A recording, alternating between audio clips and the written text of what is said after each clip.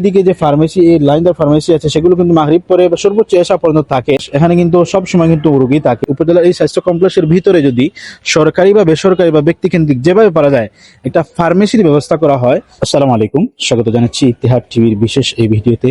আজ আমরা এখন আছি গোয়েনঘাট উপজেলা স্বাস্থ্য কমপ্লেক্সে। আপনারা দেখতে পাচ্ছেন এখানে সেই সকাল থেকে রাত থেকে সকাল 24 ঘন্টা এই রোগীরা আসা যাওয়া করছেন। এখানে মোটামুটি কার্যক্রম চলছে।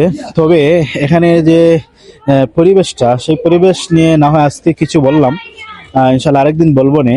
তো আমরা এই সম্পর্কে আজকে বলছি না, আজকে একটা প্রস্তাব নিয়ে আসছি আমরা, যেহেতু এখানে 24 ঘন্টায় রোগীরা যাওয়া আসা করেন, রাত 12টা থেকে ফজর পর্যন্ত সব সময় এখানে রোগীরা আসা যাওয়া করেন।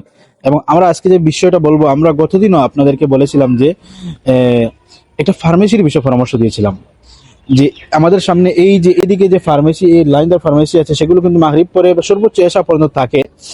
এশার পরে কিন্তু বন্ধ হয়ে যায়। তো আমরা চাচ্ছিলাম, যেহেতু এটা উপজেলার একটা স্বাস্থ্য কমপ্লেক্স, এখানে কিন্তু সব সময় কিন্তু রোগী থাকে। তো সেই জন্য যদি এই এলাকায় উপজেলার এই স্বাস্থ্য কমপ্লেক্সের ভিতরে যদি সরকারি বা বেসরকারি বা ব্যক্তি কেন্দ্রিক যেভাবে পারা যায় একটা ফার্মেসির ব্যবস্থা করা হয়, 24 ঘন্টা যেটা খোলা থাকবে, 24 ঘন্টা যেটা খোলা থাকবে, এরকম একটা ফার্মেসি যদি করা যায়, তাহলে রোগীরা যে কোনো মুহূর্তে যে কোনো সময় তারা ঔষধ হাতে নাগালে পাবে। তো দেখা গেল তারা আসার পরে যদি এই ফার্মেসিগুলো বন্ধ হয়ে যায়, তাহলে কিন্তু তারা অনেক সময় রাতে বেশ রাত পরে কিন্তু ওষুধ পায় না।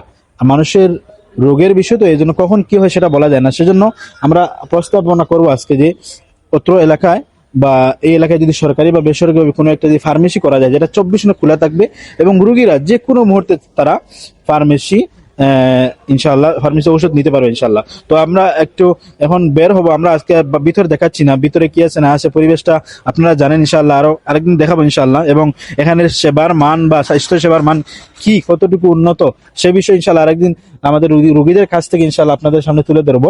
তো আরেকদিন আমরা ইনশাল্লাহ পরিবেশ নিয়ে এবং এখানে সেবার মান নিয়ে ইনশাল্লাহ কথা বলবো। আজকে শুধু একটা প্রস্তাবনা দিলাম আমরা যে এই জায়গা যাতে হোক, এখানে সেটা ব্যক্তি কেন্দ্রিক হতে পারে অথবা সরকারি কেন্দ্রিক, যে কোনো ভাবে হোক, একটা ফার্মেসি 24 ঘন্টা খোলা রাখার ব্যবস্থা করে যাতে করা হয়, যেখানে মানুষ রোগীরা সব সময় ঔষধ হাতে নাগালে পাবে।